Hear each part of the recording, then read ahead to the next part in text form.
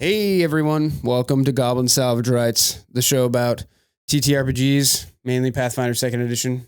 My name's Rob. I'm Erik. And today's topic is each of our top 5 locations we want to see a game in and characters to go along with them. This will probably say top 10 in the title. Top 10 if we're cheating, which we are. Yeah, but, I mean, with our top 5s combined, we're probably top 10. And I'm going to guess that you and I have very different choices here. Yep, especially when it comes to character builds. Yeah. So what we tried to do is pick a location and then tie a character idea or maybe a party idea is kind of how I took it to that location, kind of like giving you and us an idea of what you can do in Golarion outside of Pathfinder specific settings. Rather adventure paths. But before we get started in our topic, do you want to talk about any games we've had recently? Have I played any games recently? I ran some more Agents of Edgewatch. Yeah. And that was a lot of fun. Yeah. God, what happened? We did the pagoda. We finished the pagoda. The Dragonfly Pagoda. Yeah, that was really pagoda. cool. So that was a challenging, as a GM, a challenging thing for me. Because, you know, as a GM, you have to think in 3 dimensions, right? Because everybody's got some version of running up walls or flying through a room or something like that. Yeah. So encounters are rarely 2D when you get up to a certain level.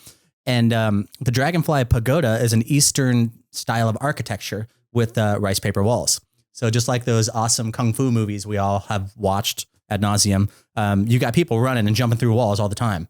So having to do that while describing a new room, while describing multiple levels, ground floor, second floor, third floor. It was a real challenge to keep the combat part of that descriptive in a way that my players can understand just what the hell I'm talking about. Yeah. So that was probably one of the hardest locations I've had to GM in a very, very long time. But everybody seemed to enjoy it. I had a great time. And I think the map that we used did a really good job of making sure we understood that it was a place still under construction. Yeah. Which I think was really important. That was important. Yeah. The idea of like a half finished section of Absalom, you know, destroyed 20 years ago during an earthquake that just destroyed everything. And now we're sort of a couple of decades later sifting through the rubble. Yeah. And then here comes a big party and let's build a thing on top of it. Yeah. Hide Right. the ugly Build a thing scar. on the thing on the thing. Yeah. Right. Yeah. That's what we're good for in Absalom. But that was kind of my thing. Honestly, that's really the only thing that sticks out in my brain as far as the last RPG type thing I've done. I've got a couple of session zeros coming up I'm excited about. Yeah, we're doing a session 0 today after this. Yeah, that's your game. For my quote unquote evil game. Right. The more I prep for it and the more I think about it, the less evil it gets in my mind, which I think is actually kind of good because could be dangerous too. Exactly. Because it's like, it's going to be like, yeah, you can all be evil alignments or you don't have to be. Right. I mean, the god is evil technically, but spoiler alert. So I had this idea real quick. I had this idea for an evil game. Most evil games are kind of seated in this idea that the players are narcissistic, self-indulgent individuals that are ready to backstab anyone at any time, which when we look back on history, that's not what evil is really at all. Yeah, I mean, we're getting into an alignment discussion exactly. here. There's some evil individuals that have done terrible things, but most atrocities done by societies are done by large groups of individuals working together. Sure. So to me, the idea of evil characters needing some contrived like MacGuffin to force them to work together was just kind of dumb. That makes as much sense as a bunch of good guys working together. Exactly. Yeah. So instead I was like, oh, it'd be cool if all the players had to follow the same religion. They followed like an evil god. Maybe it was a minor evil god. And they're trying, the whole point of the campaign is to bring the evil god to, into the limelight and bring them from a demigod to a legit god. Yeah. And elevate their portfolio. Yeah, exactly. Yeah, I like the minor deities. I like the lesser powers. I always have going all the way back. You know, like in Dragonlance, everybody talks about the Paladin Dragon, Platinum Dragon. What was his name? It's not Bahamut. It's I think I just disproved my point. Anyhow, every campaign setting has their like power trio or power 5 of deities that kind of rule everything. But then there's the little guy sitting off in the corner. Yeah. They're like, they'll put any PC to shame, but they just sort of quietly sit with their hands folded off camera, waiting for their turn. That would actually be a really interesting episode where we just go over all the deities in Golarion, all the major deities, talk about how we perceive them, what they're supposed to represent in the game, and then we can like step on some of the minor deities. Yeah. Like for instance, in Gods and Magic, one of the players in my Agents of Edgewatch game, he's playing not a cleric, he's playing a champion. Yeah, champion. Of Apsu. And Apsu arguably created the universe. I mean, that should be a big deal. That's what they think. But I think he's got like a tiny little line in the back of the Apsu spreadsheet. All of the dragon gods don't have a lot of prominence in Golarion. They do in and that was a conscious Dragons. decision. Yeah. I kind of like that. I do too. Because that makes the ones who actually do exist, with their 16 letter names that each of them has, that makes them just cooler. Like Smaug from The Hobbit is a big deal. Can you name a second red dragon anywhere in Middle Earth? You can't. And there's I'm a reason why. Nerd, so I could barely name any dragons, unfortunately. Yeah. But yeah, all that is to say, I think Paizo, smart folks that they are, they decided to take their campaign setting of Golarion and take the tropes that we're used to, and take the patterns that we're used to, the old Tolkien inspired stuff that we've been churning around in our little pot for 40 years, and just try to take a little slant to it. Elves are different enough. Dwarves are supposed to be different enough, but they're not quite there yet. Today. Well, good, because I think I might have elves on my list as well. Okay, cool. But yeah, everything's just just a little bit left of center in Golarion, Twisted. and I really like that a lot. Me too. And that tripped me up when I was making my list. Like I assumed, because I totally pitched this episode here, and I thought I know exactly what my top 5 is going to be. This is going to be a slam dunk. It'll be easy. I did it, and I realized, oh, Eric, you're wrong. Yeah, that's not actually what your top 5 is. So I redid it, and I learned something about myself. I learned that there are things I want to do in Pathfinder that I didn't know I wanted to do until I made this list.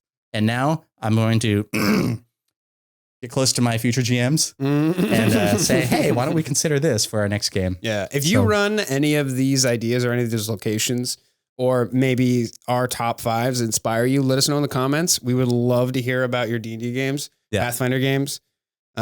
Is it fair to just call all D&D, all TTRPGs that are fantasy inspired D&D? I mean, like, it's really not. It's not. It's really not. We do it anyways. I'm just like, I'm just such a. It's a zeitgeist thing. It's I'm a grognard from a different era. See, we get it because we hang out all the time. So I feel you. But in front of a camera, we should probably call Pathfinder. Pathfinder. This is Pathfinder. D&D, and bananas. Bananas are bananas. Words mean things. Different words mean different things. That's right. Yes. And you feel free to tell us why we're wrong in the comments below. Yeah. So all of that aside, I got one more preamble ramble that I want to get out there. One more. Okay. I'm holding you to Elden Ring. Playing the fuck out of Elden Ring. People won't shut up about Elden Ring. What is it? What is Elden Ring? It's Dark Souls 3 open world. And the guy who did A Song of Ice and Fire, he helped write George Martin helped write this thing? Helped write a lot of the backstory and a lot of the world building. That explains why his latest book isn't in my collection yet. Yeah, exactly. So he did a phenomenal job because everyone's fallen in love with it. I've been a big fan of the Dark Souls games for a long time. Yep. I've beaten every single one of them. Nothing but praise. Multiple times. And this one is a slam fucking dunk. Diddly dunk. And I'm just infatuated. Is this like a WoW type thing where you need everybody else to be playing it, or can you do just one person? No, it's a single player experience. Okay, cool. It's a single player experience. You can play with other friends. They can come in and help you, especially help you fight different bosses and stuff. But even then, it's not one of those things where you either play in co-op or you play solo. You mainly play solo, and then if you have a hard boss or a hard area, you can etch into the ground your summon sign, and your friends can come and help you. Oh, that's cool. Yeah. Does that work in real life? Because I tried it last week and it didn't. We have cell phones. Yeah. Maybe we need etched pagers. I was etching into the wrong magical pagers. That's basically what it is. But yeah, the thing about Dark Souls though is the lore and the world building in Dark Souls is it goes back to the reason why I brought this up is because it goes back to what you were saying about what they did with Golarion. They took fantasy tropes and twisted them to the point where they feel refreshing, new, and unique. And that's what keeps me in the hobby is when I find another one of those. Otherwise, you're just churning the same shit. I would love to play a TTRPG in the world of Dark Souls 3 or in the world of Elden Ring. You're going to have to run it. It would be really hard because a lot of people like to focus on the death mechanics of Dark Souls because you die a lot. Mm-hmm. The game is really about, the gameplay loop is you run into a challenge, you learn from the challenge, probably die from it, and then you iterate that process, learning and dying, probably progressing more in the fight until you've learned all the mechanics, you've got your timing down, and when you finally succeed, you have this wave of euphoria because you just worked really hard at something, learned a lot, and accomplished a goal. Sounds like my dating life back in my 20s. Right. So much death. So, it's hard to recreate that experience in TTRPG, and especially one that's fun for players.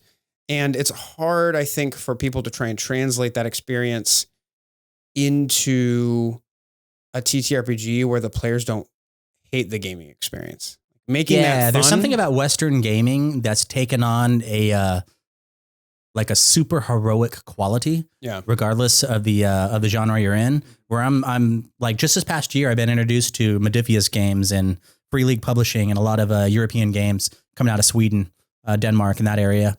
Symbaroum is one of them, where it's right up my alley. I mean, I'm a Ravenloft fanatic from way, way, way back, but Symbaroum is Symbaroum, however you say it. They had that awesome dark gothic monster quality that I love, where all the colors are super saturated and there's no clearly defined Western lines like in the comics. And it just the mood is so evocative of it. I want to play in it, but nobody's running, which means I got to run it, which means I can't play in it. And I can't just be like, hey, I will buy $500 worth of books, drop them on your doorstep, and I'll see you in 4 weeks for session 1. Yeah. And that's breaks my heart every time. That's one of the reasons why I jumped into Pathfinder is this is sort of like I can get a little bit of that fix in certain areas of the map. But that's the best I can do. And, kitchen sink settings are like that. Yeah. We don't have that friend in our play group yet. And unfortunately we might have we'll get one. And if one of you.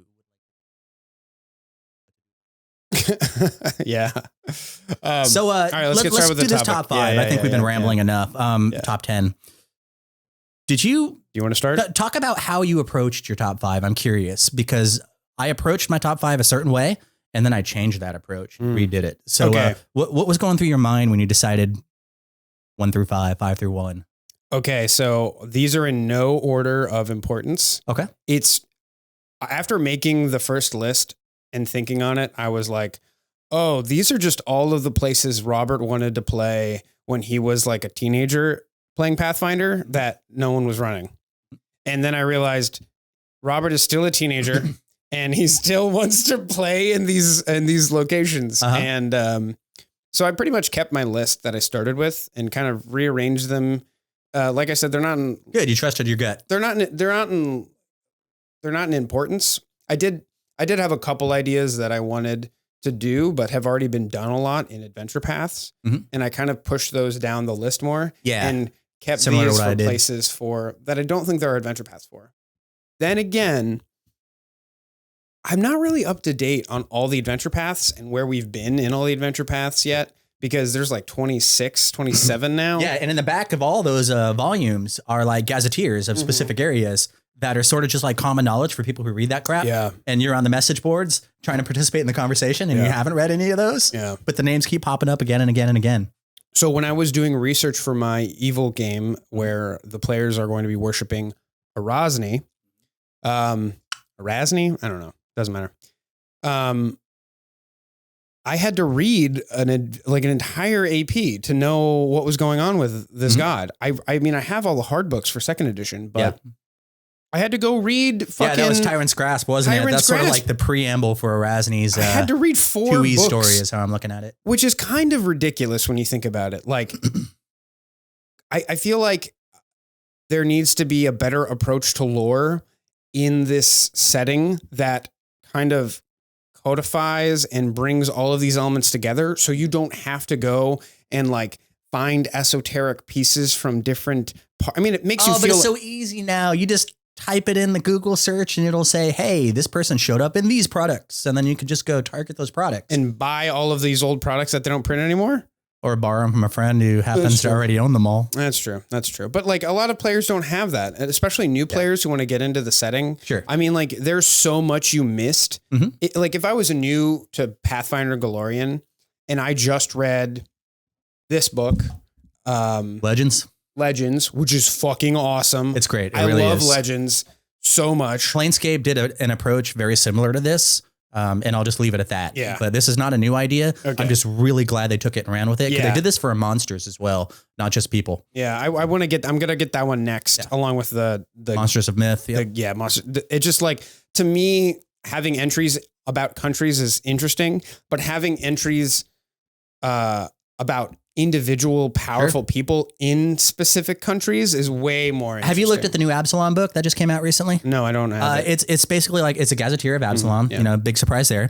And it goes like, it just takes you to interesting places within the different districts. And at the bottom of each of those entries are certain NPCs that you're likely to run into while you're there. Okay. And those NPCs pop up in different areas in the book.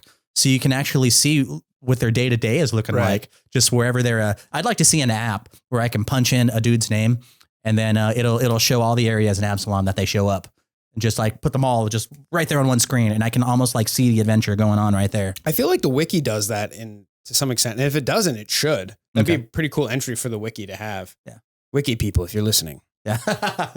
So this is an episode about a top 5, right? Yeah. Okay. What's your number 1? I'm going to start with my number 5. I'm going to work my way up. I'd like to build the intensity here. Right. Mine are in no order, so I'm going to just start picking them.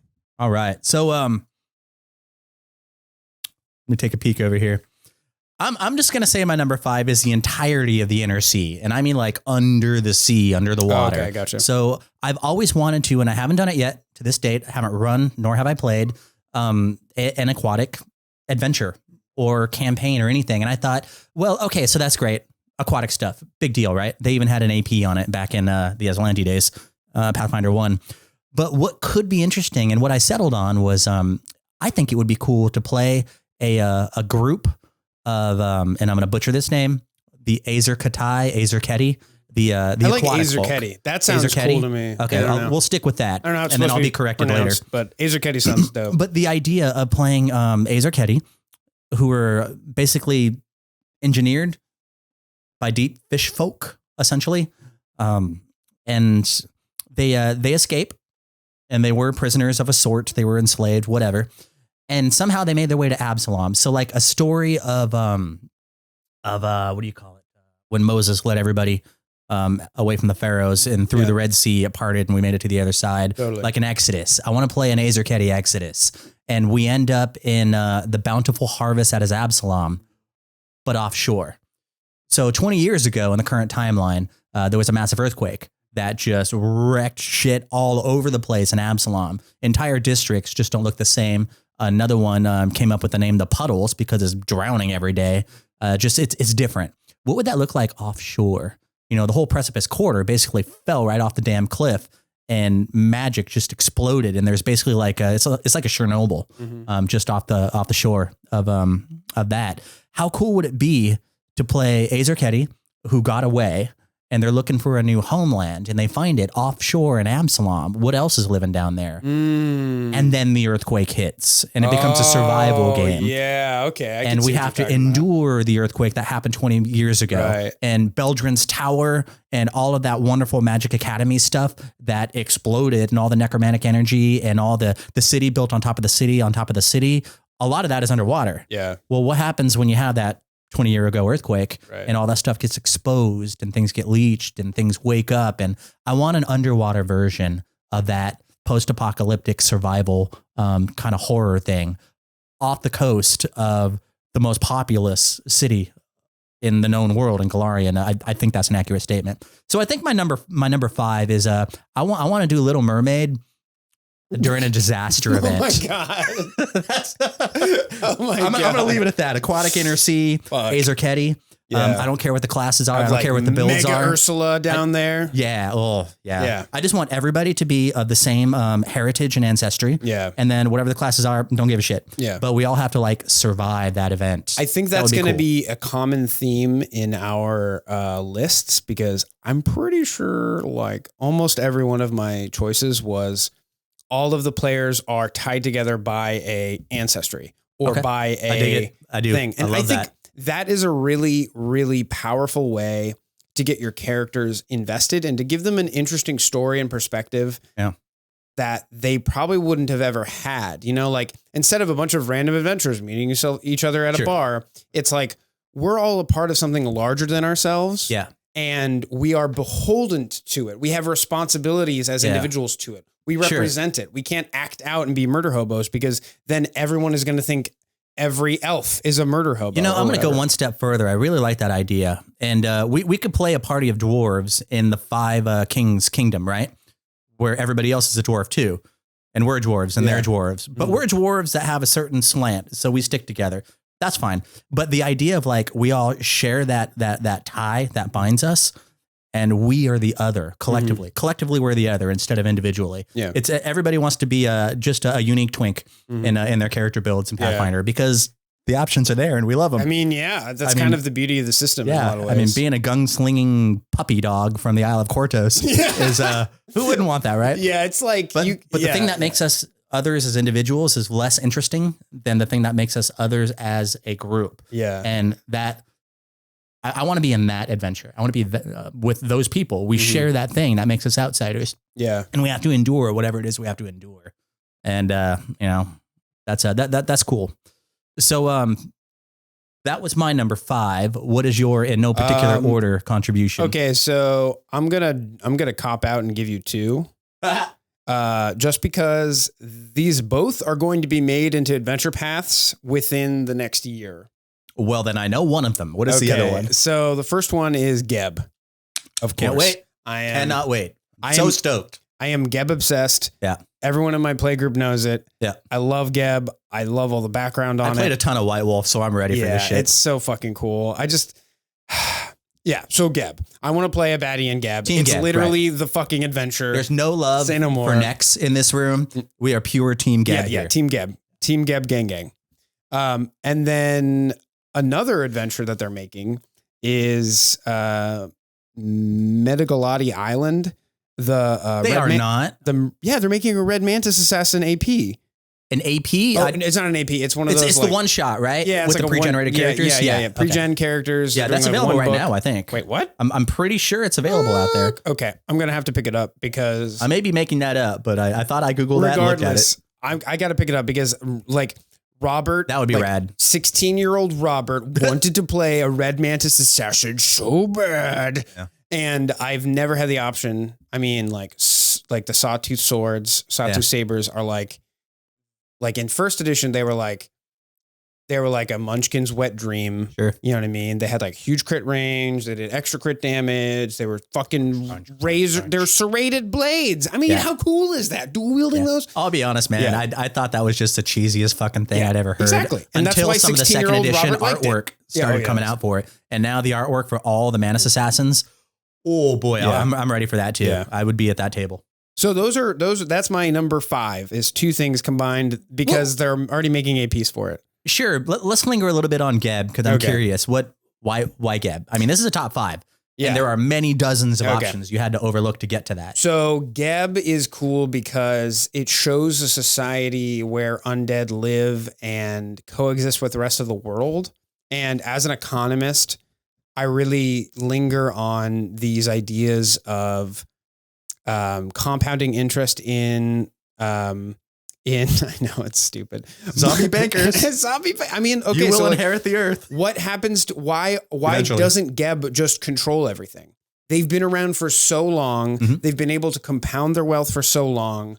They trade with the rest of the world by making like farmed zombie foods and ship and feed like a large amount of the world. So like you know, what are these inner workings? What's holding this country back from being the superpower that it is? I mean, I think the answer is going to be Geb himself. Exactly. But we'll see. Exactly. And, you know, the harlot queen, Arasni, the former harlot queen. Yeah. I love that they write in there that she fucking hates that name. And she just like, well, to be fair, I think she hates everything. Yeah. She's neutral evil, right? Yeah. She's neutral evil. Yeah. I don't think that's actually to be in. Yeah. I don't think her hating everything is a great characterization of her character. She's just been like, she's bitter. She's bitter, and rightfully so. She's bitter, and then she rose. Yeah, to power. Yeah. And now she's like, she was already super powerful, but now she's like mega powerful, bitter person who's been fucked over by everyone. And she's like, I can't wait for this session 0 tonight because I'm going to play the most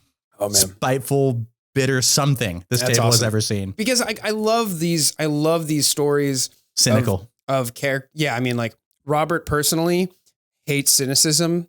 I think cynicism is the death of humanity, and I have very strong opinions about my current generation, and the generation after us being molded into very cynical people because of the world around us. Mm-hmm. And I think it'll do us a detriment in the long term.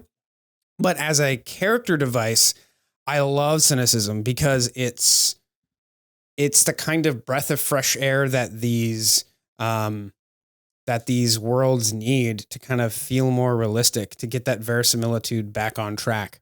But going back to Geb, it's like, it's a fucking undead nation. Yeah. The economist in me has so many questions. Like, how does that work? How does that work? Like, and their I like monetary your system. question, why doesn't it expand? Exactly. What was it about its expansion that made it stop at a certain shape and not go any further? Yeah. And I'm going to buy all the books to find out. Yeah, like they could just go south. Why don't they go south? Because the picture doesn't go any further south, right, Robert. Exactly. Like they could just go and farm more and more land and use those profits to take more land and throw hordes of people. I mean, Geb almost like tried to take over the world thanks to Nex holding him back, and they got embittered in a rivalry. But like, yeah. And then the Ghost King, you know. Also, I have my own adventure path idea, like a legit 6-book idea with its own arc, where you actually play characters who are near Geb, or I'll just spoil it because I'm never going to run this. And if I do with you... This isn't the one I'm playing in, right? No. This is a different one. So the premise of it is effectively Nex fucked off to an alternate dimension he created. Well, the Great Old Ones found him there, corrupted it, turned him into a Great Old One. And then finally he's able... When he comes back, he opens a portal over Nex, and Great Old One fucking things start infecting everything. Sure. And it turns out the only thing immune to their crazy mind control-y undead powers are the undead, intelligent or otherwise. So now we know the true origin story of the King in Yellow. Exactly. Yeah. It's like he becomes... So Carcosa is that place you fucked off to. Yeah. Oh yeah. Yeah. So they become this, they become the unwitting heroes because they're the only ones with immunity to the one of the biggest threats to intelligent beings known to man. So that's like the whole premise I have for an entire AP that I have written in my mind. Gotcha. And that's another reason why I love Nex. So what's your number 2? Well, actually that's a decent enough segue into my number 2. I don't look for perfect segues anymore. I just take my opportunity and bounce. So on the idea of Great Old Ones, I thought this was going to be my number 1, honestly. Like ever since I started playing Pathfinder, I'm like Team Katapesh. Love Katapesh. I love the idea of the opium drug trade up there in the mountains with Pesh, Pesh magic being a thing. I love the idea of the day market, the night market. Cough, Dune, cough. Sure. Yeah. Right. Trade must flow. Yeah. And all that jazz. I love I love that first adventure in the Legacy of Vire, first edition AP, the Howl of the Carrion King. That to me is probably a perfect adventure. It was sandboxy. It had a little bit of railroads. It introduced some new monsters that didn't exist before. It had a very tiny bit of demonic influence, extraplanar influence that explained the total happenings that were going on. It had NPCs you weren't going to see in that book, but in a subsequent book. But They made something of a presence in the first book. It had everything I love about a well-crafted adventure. So I thought this was going to be my number one, and it isn't. However, that being said, why do I even give a shit about Katapesh? I want to play in a game, and I'm just going to read off my notes right here, an intrigue-laden game of merchants. Like Game of Thrones, only instead of, everybody being families, we're like merchanting consortiums. Okay. And we have a fidelity to our individual consortiums, and then all the intrigue stuff that's going on there. So that's like the human level of things, right? I love the idea of merchant PCs navigating the cutthroat markets of Katapesh while some sort of cosmic horror plot begins to escalate in the background. And the reason why that's important to me is when I think of Katapesh and what makes it different from every other domain, I guess, land, nation, whatever, region in Pathfinder, I think of Katapesh as cosmic horror meets desert survival with that weird laissez-faire thing thrown in for the economy. So I think of kind of like Afghanistan meets Cthulhu. And when we have the presence of the Pact Masters who came from some otherworldly place outside of Golarion, and they showed up here and then they established their dominance, and they're just these mysterious dudes who walk around and they're from somewhere else. The whole thing is Lovecraftian. Yeah, it is. Once you kind of like dig underneath the surface and start asking those questions, I can see where you kind of tied these two things together. Sure. And then you start getting into like Pesh magic, the presence of genies. I mean, we're kind of in Aladdin's lamp adjacent territory. Because if you really want the 1001 Arabian Nights, you go to Qadira. That's where you go for that story. Yeah. Katapesh has it, but it flirts with it, and it's not purely there. So I like to think of like the Arabian Nights quality of it, flying carpets, shit like that, as sort of like it's a flavoring. It's not a base ingredient. Where in Qadira, it would be a base ingredient. And genies are powerful. Like people don't realize how strong genies are in Pathfinder. I mean, wishcraft. It's its own kind of crafting. Exactly. That's so. In a nutshell, and this is really what made me kind of spiral off in a direction where it's like, I want to fucking run this. I want to play it more. Yeah. But nobody's ever going to run it the way I'm seeing it. And they're sort of like this acid Western cosmic genie horror. Acid Western. You've used that term before, and every time I'm like, wait, what the fuck? It's a fucking mind trip, yeah. And we need more of it in our D&D. See, that last one was for you. So yeah, acid Western cosmic genie horror. I've never seen it. I want it, and I want it in Katapesh. Okay. So yeah, if I ever try to do this, I'm gonna take book one, Howl of the Carrion King, and I'm gonna make it into this thing. Okay. And then spin it off after book one, basically into its own. I'll probably just stop after book one because the rest of the AP is dog shit. So I know, believe me, I was sad. You're finally gonna give me an Aladdin's Lamp AP, and the first one's the only one that's any good. The overall story arc is great on paper when you're like, this is how we get from level 1 to 20. And this is what's going on with the BBEG. And I'm like, oh, that's kind of cool.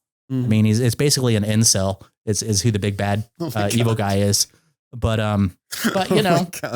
it is what it is. And it's a dated AP. Yeah. But that first book, man. I mean, that is a dated AP. Isn't that like one of the early APs from first edition? I think it was before Pathfinder was Pathfinder. I think it was back during the Game Mastery days. Oh, fuck.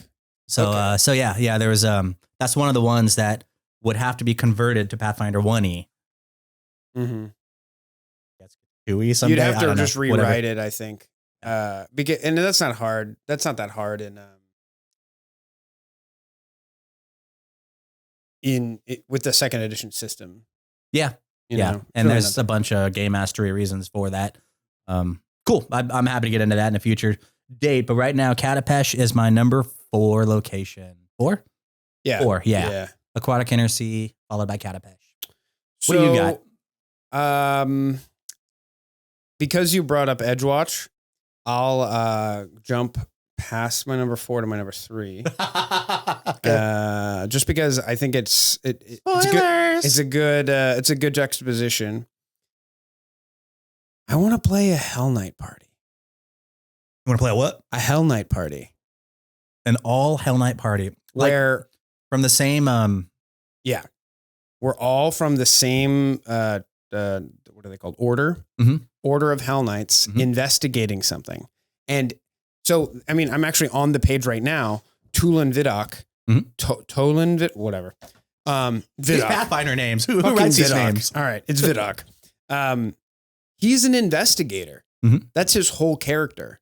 And I didn't Leader of the Order of the Scourge, right? Yeah, which is Order of the Scourge and the Order of the Void are the two that I'm curious about. And to me, it's like they're badass investigators who just wear like full plate, and not all of them wear full plate either. They do. Yeah. But what I think would be cool is we either play in Chiliax or we start in Chiliax and we branch out into other countries investigating I can see that. things that are happening that are all interconnected across the world or across continents. You know what would be rad or in Absalom is to do exactly what you said, play outside of Chiliax. And as a GM, when that GM, whoever that is, you presumably, gets all the players familiar with what it means to be Chilaxian. Yeah.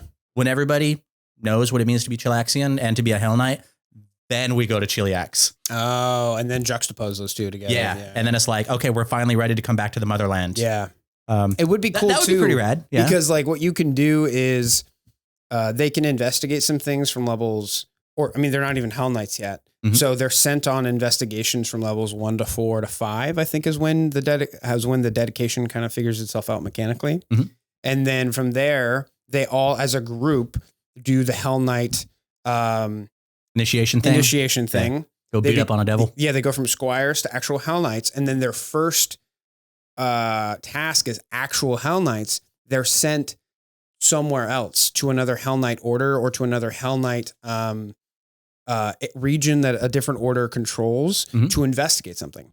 Because the way that Vidok is panned out or is described here, he and the rest of his Hell Knight order are investigators. You could play an investigator like the class and be a Hell Knight. And to me, that has so much more like Golarion specific flavor than whatever Edgewatch is. Like to me, Edgewatch is like, oh, you're just a bunch of random people who are now investigators. Yeah. And to me, like being a Hell Knight and then going and doing Hell Knight law stuff just makes so much more sense. And I think you got a bias for Hell Knights. I think that's what that is. I do. No, like 100%. This goes back to the 16-year-old Robert wanting to play things. 100%. I want to be a Hell Knight when I grow up. Exactly. I was like, I want to play Hell Knight. Can I play Hell Knight DM? And they're like, no, you can't be evil. And I'm like, but you do know. Robert, you're from Florida. Scale it back a bit. Exactly. So yeah, like playing an all Hell Knight game, I think would be really interesting. And there's so many great story ties. I mean, if I was to write the adventure path as a product, what I would do probably is use each of the books to highlight a different order of Hell Knights around the world and kind of show how they have changed and how the area has changed around them based off of their like influence and their specific leanings. Sure. A deep dive into Hell Knight culture and how it's different from order to order. Exactly. Yeah. No, I think that would be rad. That's kind of like my pitch. And I chose Chiliax because that's where they're centrally located and where a lot of the orders are. And Chiliax just has such a rich history. So many wars have been written on Chiliax. It's crazy. There's so much to pull from. Easy to research. Exactly. And Hell Knights are a big part of all of that. And there's different times in history in Chiliax. Exactly. So like if you're running around in Ravenel right now, that's different from Ravenel of 20 years ago. That's for sure. So yeah, that's a good pick. You know, Chiliax is hell on earth. Sure, we have anybody who's been gaming for more than 20 minutes has gone to hell in an adventure. And, you know, there's like great basalt, you know, keeps, black iron, blah, blah, blah, red demons, flames. Yeah. But like Chiliax put it on the prime material plane. Yeah. Codified it. And they don't had this really weird human centric. Yeah. Like false dominance thing that they're living with. Yeah. It's amusing as all hell. They don't worship the devils. They use them as tools. Yeah. So they presume to use them as tools when in fact they're really being used. That's cool for me. Yeah. Yeah. That's one of the parts I love too. Okay. That's good. That's good. So what's your number 3? Number 3. Okay. Part of this is my ignorance of that part of the map. That's fair. And another part of it is I love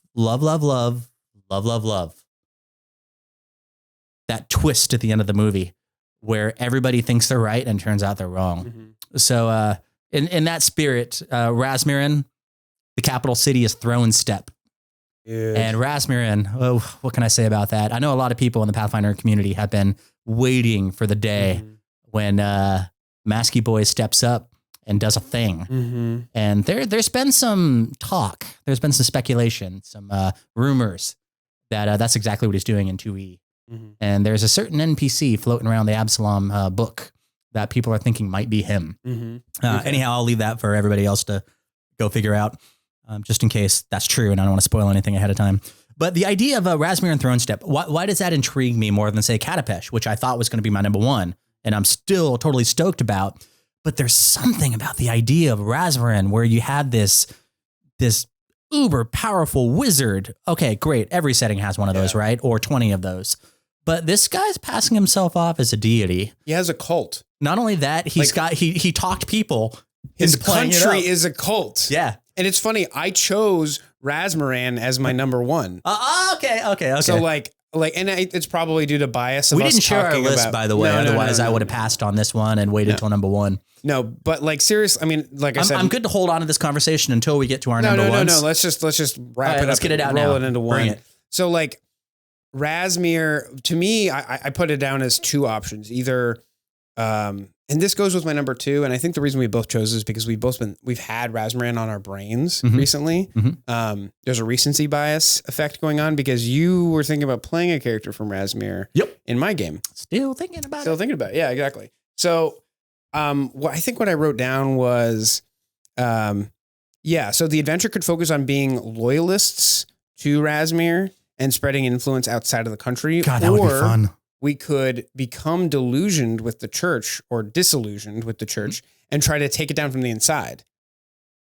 Okay. So like imagine subverting the cult of Rasmir. Yeah. Like we are either inside agents or outside agents going in and trying to like be double agents infiltrating the church. Okay. And feeding information out of it. Yeah. So we could be like, just like double agent D&D kind of thing, trying to like infiltrate this cult of Scientology, which is effectively what it is. And, dude, it's Scientology, dude. Were you kidding me? That's what it is. Okay. It's like, it's such a blatant analogy for it, in my opinion. Like, I don't know. I also really love the movie. It's a cult of personality. That's for sure. I mean, have you seen the movie The Master? No. Anyway, Master is one of my favorite movies. And the movie is about like, the birth of Scientology.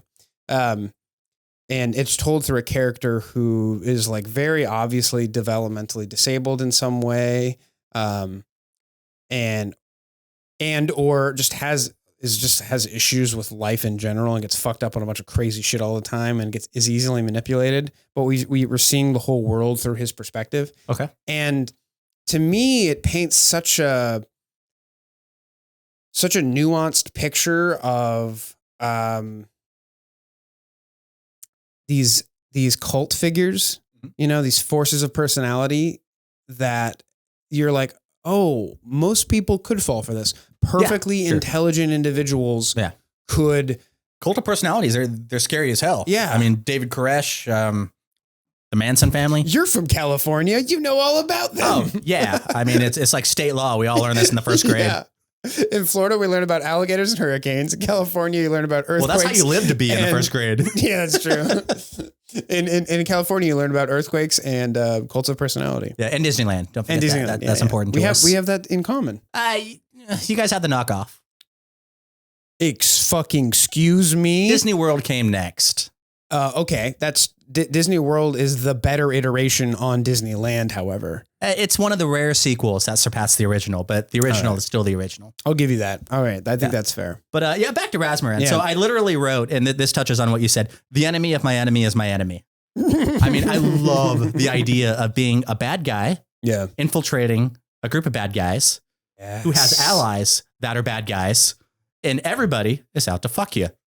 So one of the central themes of my Rosny game is going to be that you're evil players who aren't allowed to touch undead stuff because Rosny hates undead. Oh, that's new to me. Okay. And well, I mean, she kind of resents herself for becoming Lich, and she knows. No, I mean, as in our session 0 is this evening, and I didn't know that bit of information. Yeah. So that's going to be a big part of the session 0. Cool. Is I think it's one of the things I actually forgot to outline. But yeah, so it's one of those things where evil, like when we're reconceptualizing alignment, which is an episode we have to do, evil. I hate alignment discussions. I do too. I hate them. But okay. But with that couched in the mechanics of D&D, evil is, I can see you guys typing away down there right now. Just crunching. Evil's not one dimensional. It has all these different facets and nuances that can and should be explored just as much as good is. It's easy to write a good story. No, it's not true. It's hard to write any story, no matter what anyone says. It's hard to write a good story, period. Mm-hmm. However, I think it might be more difficult to write an evil story. That is interesting. That is interesting. Yeah. Exactly. And Razmarin has that potential, I think. I think so. Yeah. I'll roll with you on that. I think that was general enough that I can agree with it. Okay. I hate evil apologetics. That is not an interesting discussion for me. But the idea of being a bad dude in a room with bad dudes, and you have to be cautious of the bad dudes while you're trying to, get your objective going. Like, I'm going to read literally what I wrote. The enemy of my enemy is my enemy.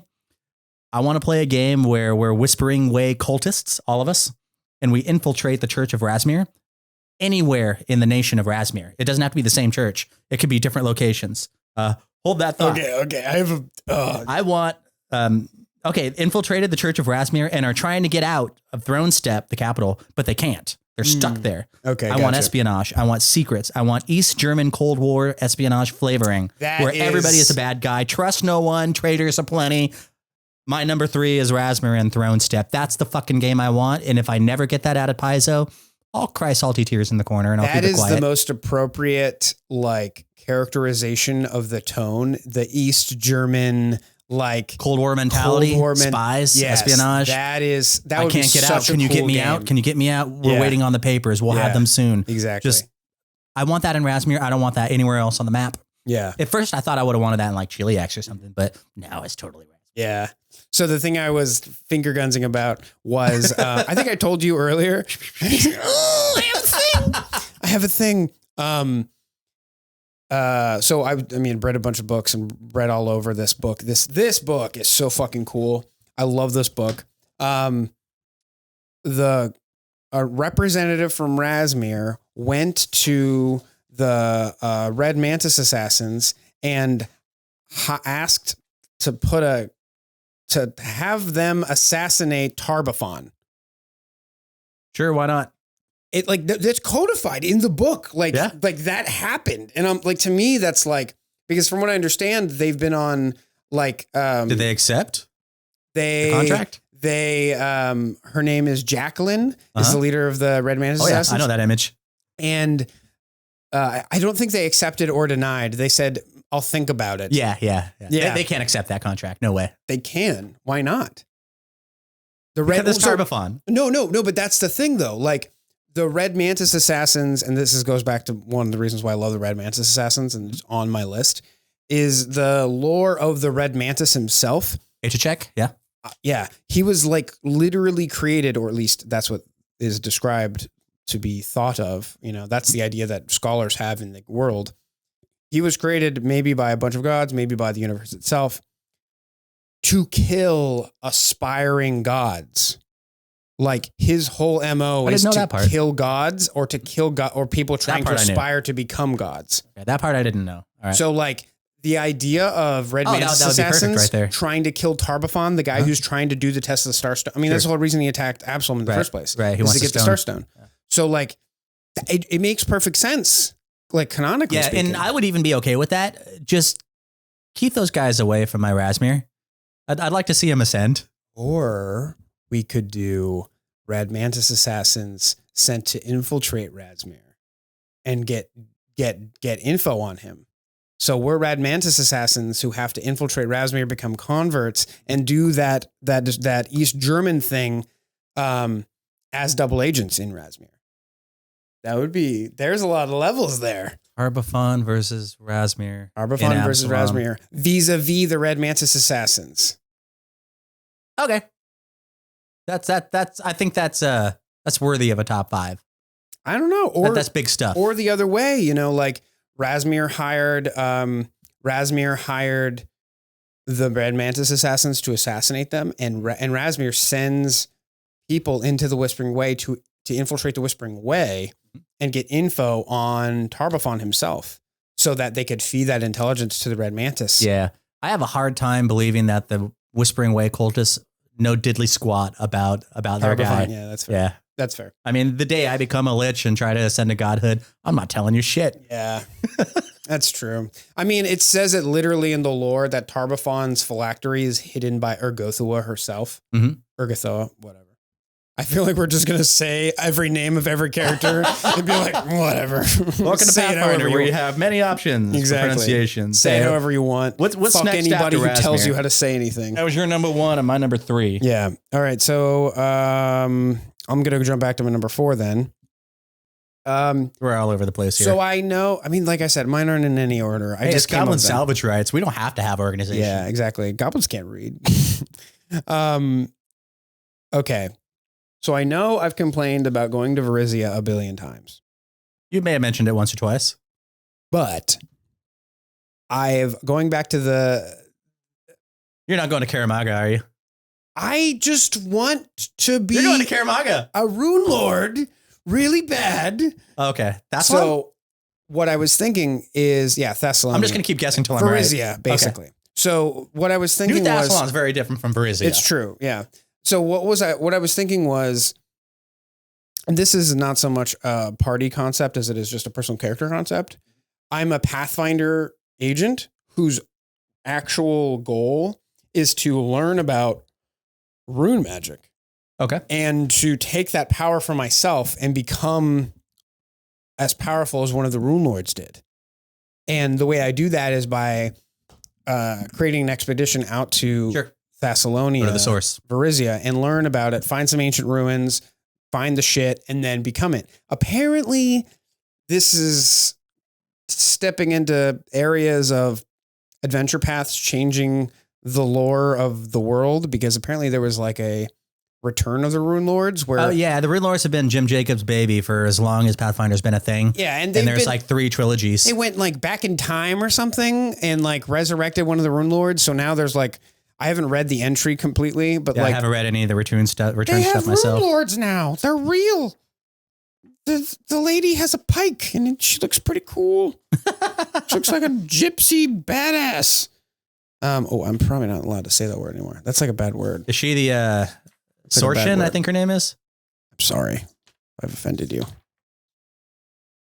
Words are hard.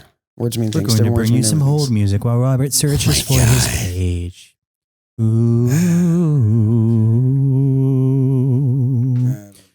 God, I wish these books came with the table of contents. Yeah, they probably do, but she's in there. Anyway. Yeah. Rune Lords. Yeah. So like there's Rune Lords. She's now. Pretty rad. I made a character who kind of, Bartley worshipped her. Yeah. And we have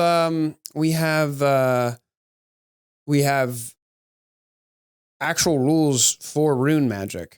We do now, Secrets of Magic. Edition. Yeah, yep. And they're actually really good, in my opinion. I haven't checked them out yet. I thought they did a pretty good job on focusing on one school of magic and fucking the rest kind of thing. See, that's kind of cool. I like the idea of the, because they kind of went all modular with the Secrets of Magic book. Yeah. You can do this magic or that magic. You can do all the magics or none of the magics or some of the magics. But the idea of having like everybody in a party go to New Thassalon, and all of them, regardless of their class, regardless of their archetype, backgrounds, whatever, they all have a vested interest in learning about rune magic, whether it's the fighter or the cleric or the bard or the rogue or whatever. That thing you said at the beginning of the episode, like that sort of like the thing that kind of glues everybody together, whatever that is. I hate using the word MacGuffin because that sends me in a very different place. But whatever that unifying factor is, right? Yeah, MacGuffins are empty of meaning. They're just there in order to provide plot. But the idea of everybody having a vested interest in rune magic to different degrees, maybe one guy wants to destroy it, one guy wants to capture it and use it, blah, blah, blah, whatever it is.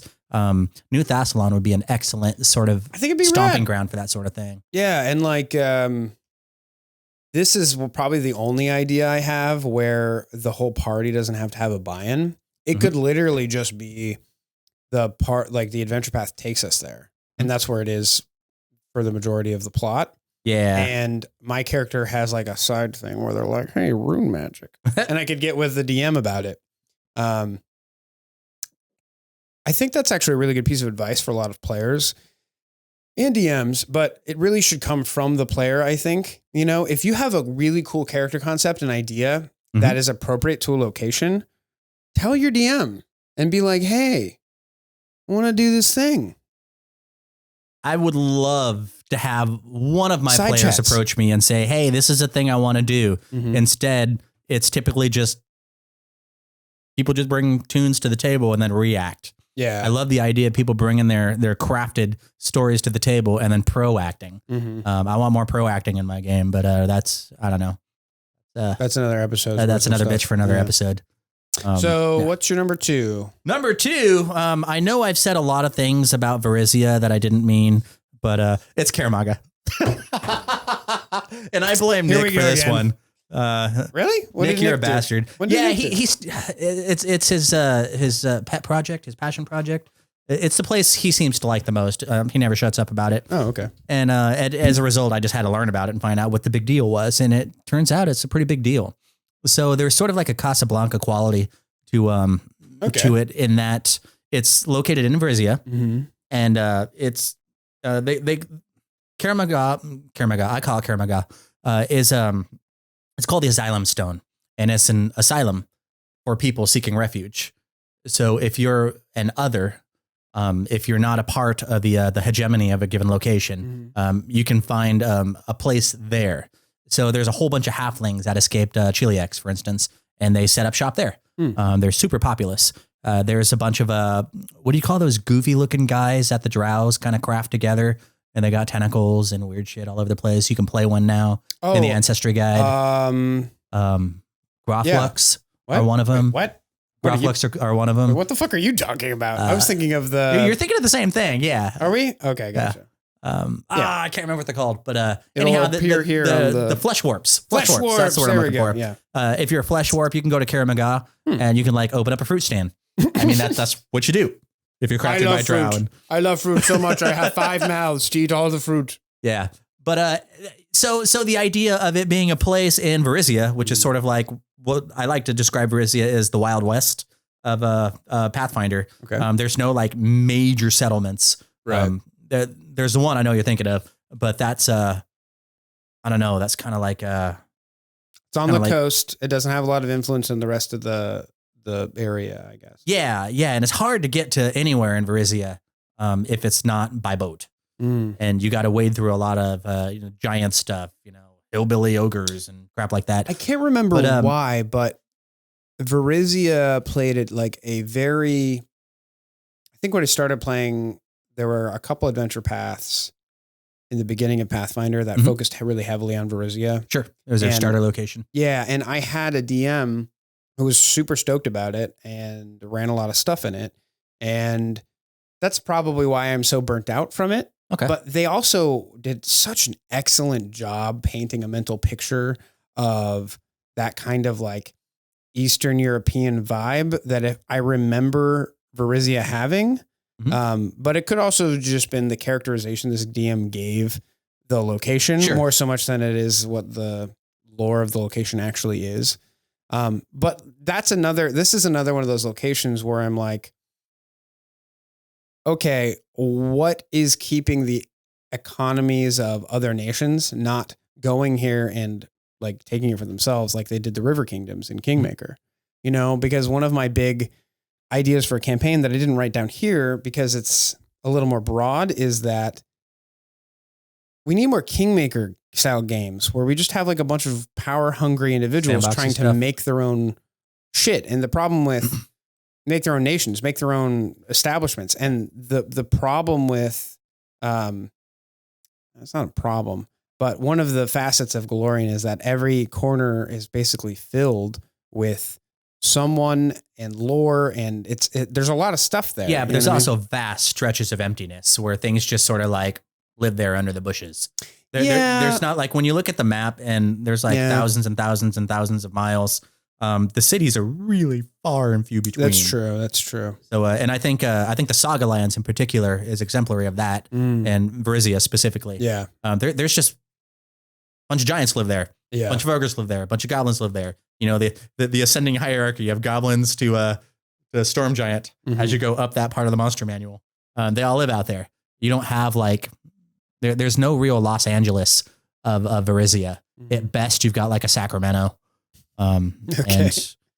And I don't have a Floridian equivalent, so No, you're it's gonna have to fine. help me out No, there. It's yeah. not a Tampa Bay. It's Yeah. more of a Oregon has like Portland, and that's about it.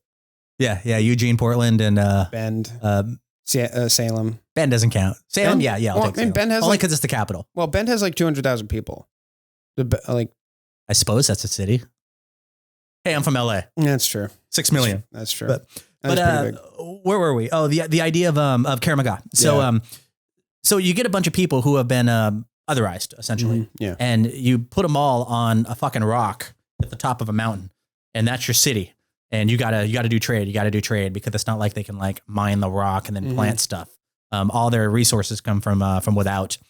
And then you've got some sort of like governing body. So who do you put in charge of making sure that the taxes are getting paid, that people aren't jaywalking in the city of Karamaga? There's not a lot of shoplifting going on. Who enforces those? Fucking vampires. What? The sheriffs are all vampires, baby. That's right. Wait, what? Is that raw? It's is raw. that- It's like- been raw since the beginning. Yeah. Holy shit. Okay. So there's Dampier vampire law enforcement. I want to play a game in Karamaga where it's about contracts.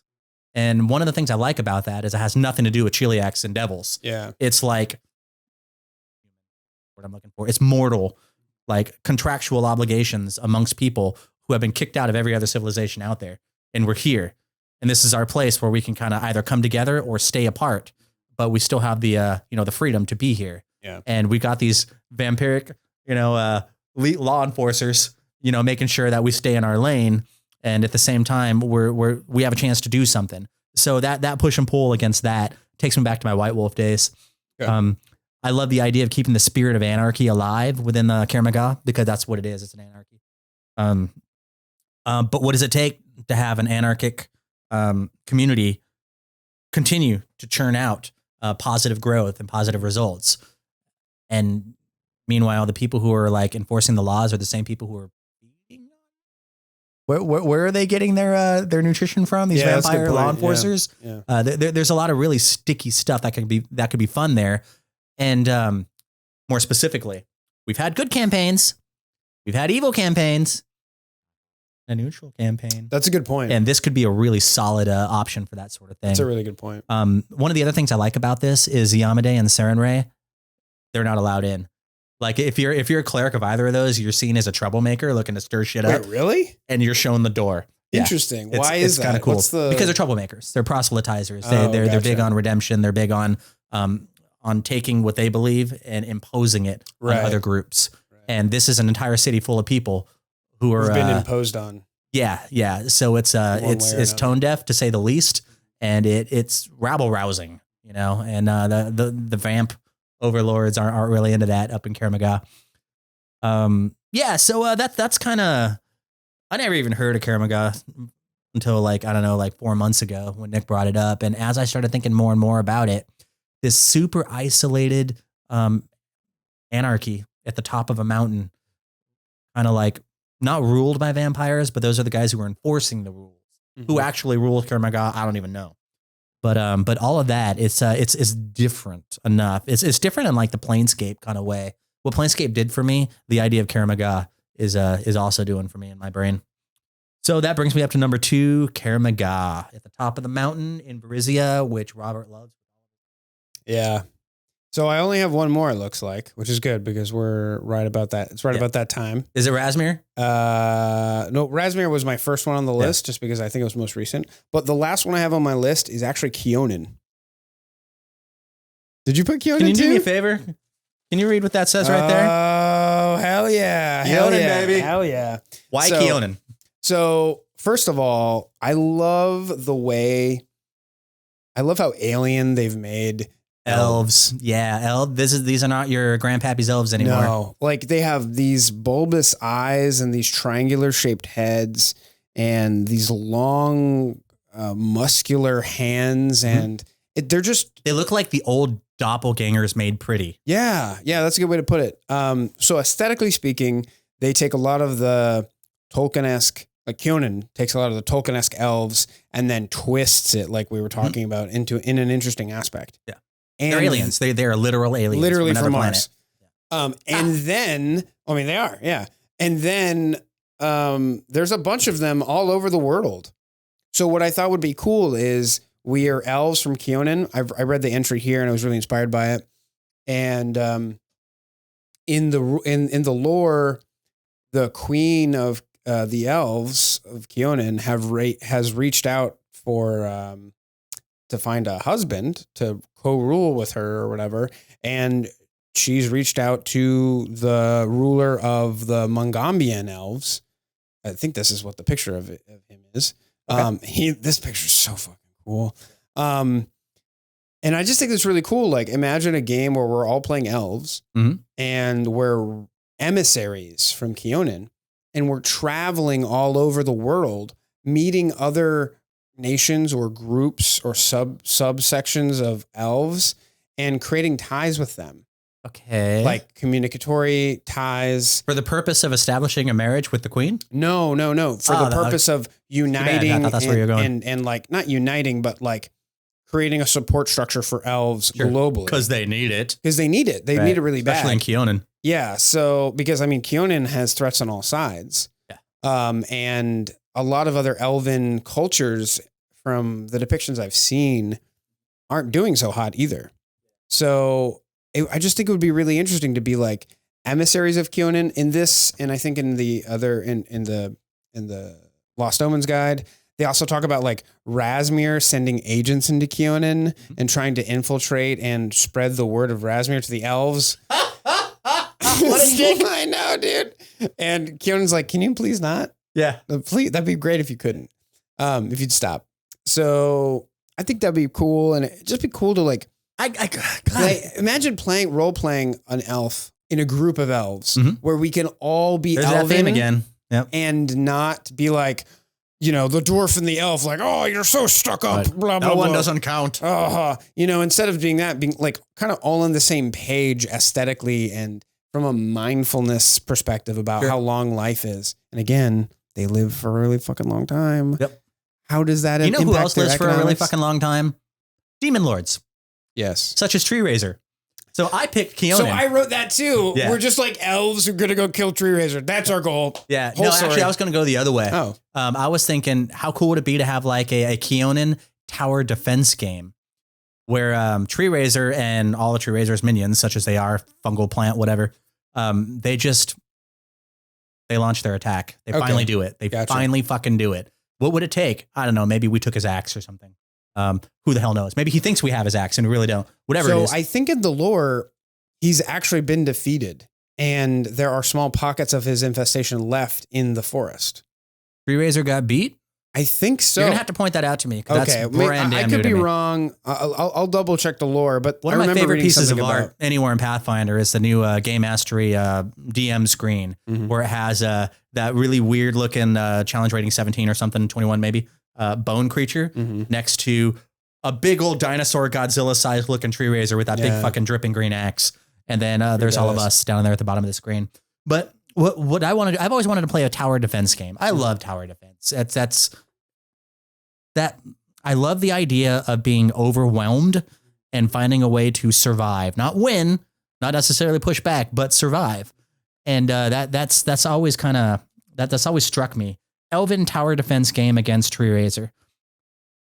I like the idea of peppering this mass combat scene, a single scene. Tree Raiser is out there, 37 football fields away, and he's coming through the canopy, and we see him. And we have our ballistas, we have our catapults, we're manning the walls, doing what we can. And there's little fungal myconids, shambling their way up the ladders, and we push the ladders off. It's like the second Lord of the Rings movie, right? Helm's Deep, only big old dinosaur demon dude. And there's that big old cinematic fight scene, right? And then flashback. Oh, okay, gotcha. And the flashbacks, I think, would be an interesting place to put a series of flashbacks where we, the characters who were here in this combat, we attempted to reach out to neighbors for help. We need aid. This event is coming, and it's not just going to affect us. It's going to affect everybody. You swore aid before. Will you give it now? Kind of a thing. And based on the results of those flashbacks, that informs what's happening on the ground in the present day combat scene. So like if we sent out as Keon and an emissary to Razmir, let's say, and they're like, sure, we'll show up, dude. We'll be there. Oh God. And then we have our successful interaction there in the flashback. Yeah. And then we come back to present day. There's Razmiri. Yeah. Forces on the ground. Yeah. Nobody saw that coming, right? Yeah. And then you could do that for all the nations around Keanan and just have a really cool series of flashbacks that inform the current. That fucker's getting close and he's getting closer and he's getting closer. Where's his axe? He doesn't have his axe. Oh, we have his axe. I don't know, something. And that's why he's here. Totally. Who the hell knows? But yeah, that idea of, again, Elven Tower defense game against Tree Razor and his minions, series of flashbacks. We attempt to rally the neighboring forces to aid us in the upcoming fight. And those results inform the tower defense mass combat scenes. The character I want to play in that, that's when I'll play a champion. Like a big old tower shield champion, shielding, my buddies from threats. Yeah. Big old, like vine arrows, demonic vine arrows coming over the wall. Ding. Okay, buddy, you're good. Fire back. Yeah. A champion with the artillerist dedication. Went and actually found a feat for this character I want to play in this game that nobody is ever going to fucking run. Invested. Yeah. And I just want it to be a game about like really big toys, ballistas, cannons, Guns and Gears came out. Rip all the cannons off of the fucking pirate ship because it's not doing them any good in the water, and stick them on the Keonan walls. I want characters that can use really big guns because we got Godzilla coming our way. We got a Tree Razor coming our way. I think I never gave a shit about Keonan until I started making this top 5 list right here. I just thought I hate elves. In every other game I've ever played, elves have not been interesting. Yeah, they're just they're stereotypically haughty, 2-dimensional.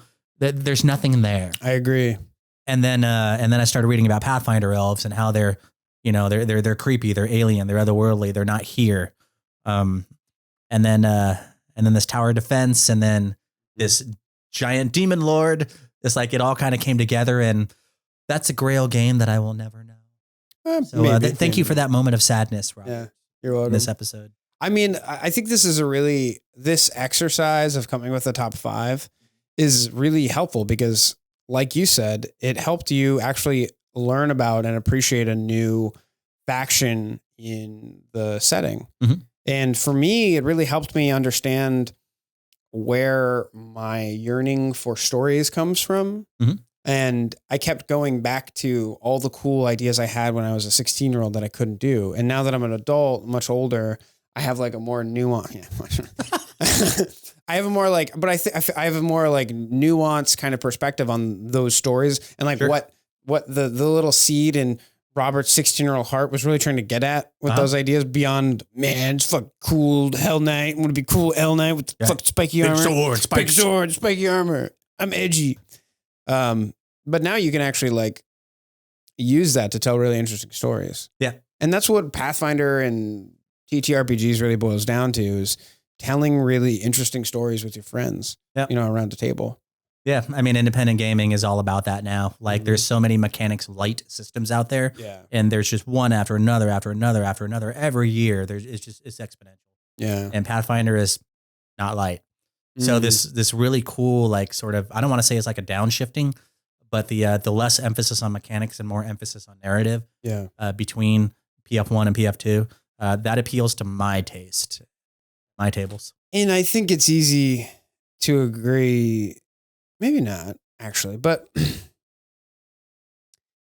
5th edition had a lot to do with that, I think. Yeah. Like 5th edition's influence in the room. Yeah. 5th edition is such a big influence on TTRPGs and the way that they're being crafted now. Sure. It's all about accessibility. Yeah, exactly. Bringing new people into the hobby. Yeah. And that's one of the biggest downfalls of Pathfinder 2nd edition, is because on its face, it's really complicated in a lot of ways. When you first show up. Yeah. I mean, it doesn't help that there's like, 20 books now? Well, just the core rulebook is huge. Yeah. Like, it's daunting. I understand that if you took all the pages from the DMG and the player's handbook and everything in betwixt, like it would be about the same size as the Pathfinder core rulebook. But like, you know, you ask a new player to check out Pathfinder and they look at that honking boy and they're like, yeah, I think there's a shepherding process that is insanely valuable for this particular edition. Absolutely. Where it's not difficult to teach this game. No. It's difficult to learn this game. So if you have somebody who can patiently be there with you while you ask questions and they can shepherd you through the process, you start just long enough for you as a brand new player to recognize the patterns of this design. Because every design has different patterns. And it's so intuitive. Like the design is really now. Intuitive. It wasn't in the beginning for me. I mean, like what I'm trying to say is the design itself is intuitive, meaning that there's these pervasive systems and these ways of thinking, these frameworks. Sure. If you want to use like a more design space. Yeah. Like when I think about it, I think of kind of like from the perspective of like, collegiate, like, framework design and like the way we think about the world, that kind of stuff. Like they have these patterns that once you realize they're baked into everything, it's like, oh, am I trained to do this thing? Sure. Yeah. Once you see the patterns, it's exactly. easy. Yeah. But building that framework is what's important for new players. And it's weird and it's different than most TTRPGs because it's a great idea and they've done a good job with it. Yep. So yeah, that's our top fives. Top five-ish. Yeah. Hopefully this is a jumping spot for a lot of you, jumping board for you to check out new things and maybe get excited for a new location. Hopefully you found some place or got inspired to learn more about a place that you're going to run your next game in. If you do, let us know. We would love to hear about our fucking podcast, inspiring people to play the game. And I want to know what other people's top five are too. Yeah. I mean, I thought I knew exactly what mine was going to be, and then I was wrong. I want to hear other people go, oh yeah, I was wrong too. This is actually the one I want to do. Totally. And not only do I want to go here, I want to play this type of character there. So that stuff's becoming more and more interesting to me. Yeah. Well, thanks so much for listening. If you're watching on YouTube or another video app, like, comment, subscribe if you can. Every subscribe helps, especially for a small channel like ours. We've got a Patreon linked in the doobly-doo or wherever you're listening. Please check it out. If you have the ability to support us, that would be awesome. We're still working out some of our patron benefits. But we really in progress. Yeah, but we really want to like make this our full-time job one day and create things for the community that are really important and useful. We have a lot of ideas on how to do that, but it's a bit of a cart before the horse thing right now. We're starting out. We're still doing babies. The world is big and scary. Big and scary.